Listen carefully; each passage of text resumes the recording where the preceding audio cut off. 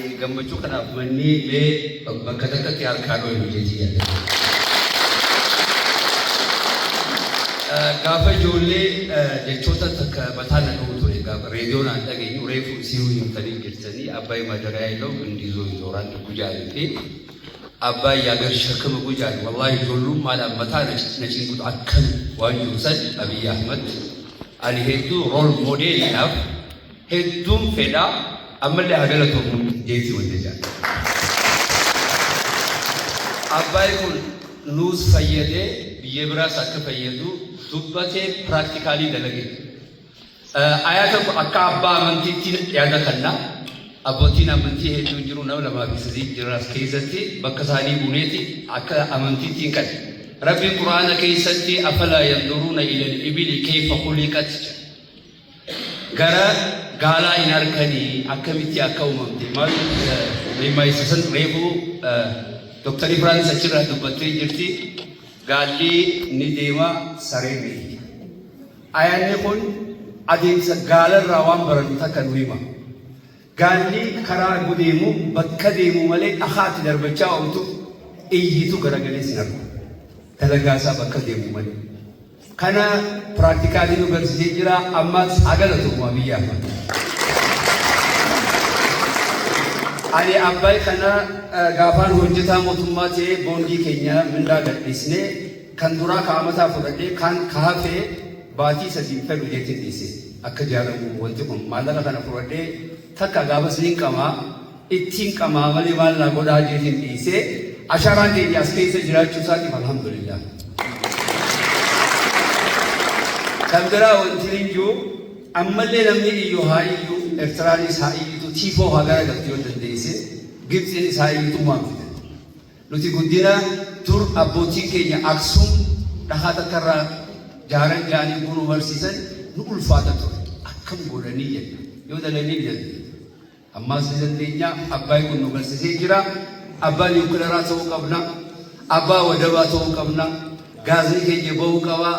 Kanaaf akka nama tokkotti gahee keenya ni baanaa isin cinaa jirraa Rabbiin nu haa gargaaru galatoomne. Beekus duruma huriyaayu haa mana jaaruu beekus mana haa jaaru wanni itti bareedu. Ogummaa cufa qabu yoo nama durume waamna akkuma namni hayyuun nama duruu dubbate dubbii nama duraa fi tayyaasan muummichi keenya hedduu Rabbiin umrii Rabbiin nu haa dheeressu. Isin cubaa sababni umrii Rabbiin waa dheeressa. Kanaaf hedduu gammannee jechuudha. Amma mucaan ofaatu Abbaay jechaa jirti.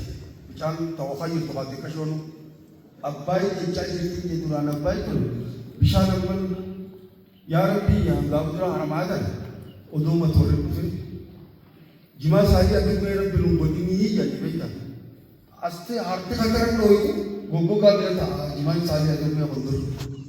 Itoophiyaan Abbaay bira goggogaa turte sirna dabda keessatti fayyaa Rabbii haa kennuufi nuti immoo du'aayin keenya waa lafa guutuu wallaahi akka biyya Rabbii kadhachi jiru. Saniifuu taraa takka itti nuumee harka ol qabadhaa jiran tokkummaa ammaan kana ta duraanii ilaala harka ol qabatanii namuutu harka ol qabdaniiti. Eenyu ol qabdan bar muummichaaf ol qabdan malee nu dhagaye hadalgee kanaaf. Isinirraa eegale harka ol qabna laala nuti jirtanii. Harka baafnaa qaba. Harkaan baafne akkamiin beekamnee laala. Kanaafuu haa galatoomu fayyaa Rabbii haa kennuufi silaa bilaa dubbadhaatti maaliif namoota iyyaan nama lallaatu jiran galatoomaa oolu.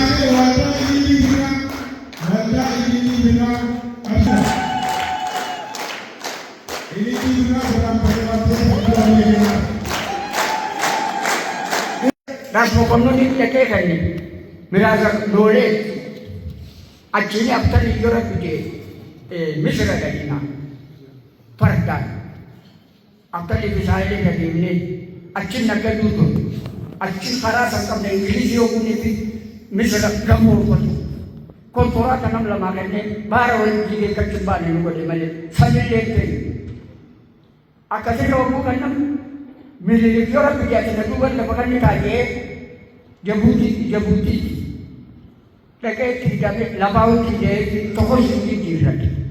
Bodoh trennya nanti apa kaki itu berada dagat.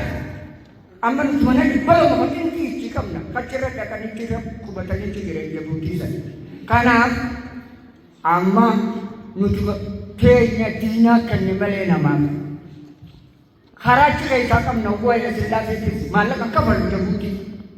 Itoophiyaan eegana walitti hiiggatan nu kafalchiisu jedhanii mudhii hidhannee naamusaan yoo nu gadhiisan yookaan wayyaa isaanii yookaan ganamee nu gahu waan keenya fudhachuudhaaf kanaaf gabaadhaa isin cina jirra ammata shanan kanatti gila kana yoo rabbike dalaguudhaaf nama yoo rabbike waan inni dalagu laalanii yoo rabbike faarsan waan inni dalagu yoo balleessa jiraate arrabsan mootiin ilaa akka irraa amata 150 ture waan takkan goone Itoophiyaadha nama jala kukkisuu malee kanaaf haa galatoomuu rabbi hundi haa kennuufi imaltuun inni itti jirutu nottuu qooytuudha dikeessu jaalaa irraa fudhatinaa jedhee yoo rabbi jedhu banjiilaas keessa yoo rabbi jee kadhokata kana baasuudhaaf bakkaan rabbi haa gahu nagayatti haa ta'uu hantuun qaba xiqqaa fi guddaan Itoophiyaadhaa hidhatee daabboo lama yoo nyaate tokko deebisee gama sana akka deebifnu waadaan kalaama qaba. Amma hawaasa keenya rukutan istiraatiijiidhaan dheeraa kana waan ittiin beeku yoo turan leenjii miti akka himaata irratti leenjii uffatanii turanii waa hedduu jiraa barannee hawaasni keenya waa'ee istiraatiijiidhaan dheeraa kana irra guddaan isaa hin beeku jedhanii akka nuti mana haayiskuulaa irratti leenjisanitti arraddaa irratti waa'ee istiraatiijiidhaan dheeraa kana hawaasa keenya silaa xiqqashoo leenjii kan ta'anii fi bareedaa fi fakkaata.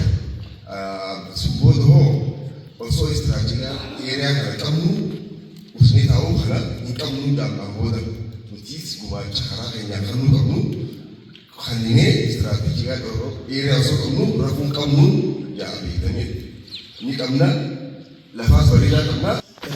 Waa bal'aadha kabajamoon ibsa bal'aa yeroo gabaabaa keessatti waa'ee waliigalaa ibsa bal'aadhaan hubanne baay'ee galatoomfanna.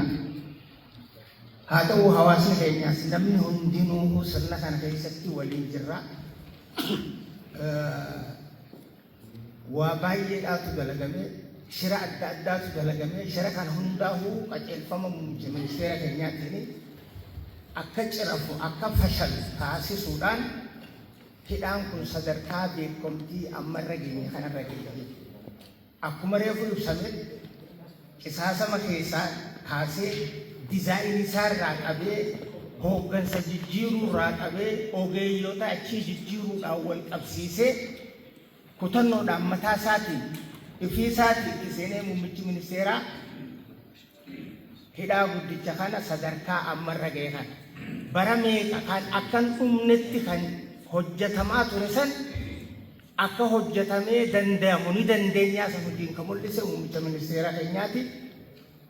Sababa kanaan akkuma reefu irraa ibsamee lolli kaabaatis kan ka'e sababa kana isa kana cabsuuf shira adda addaa kan nutti xaxame irraa tokko isa. Lolli kaabaa kan godhame maas jara yartuu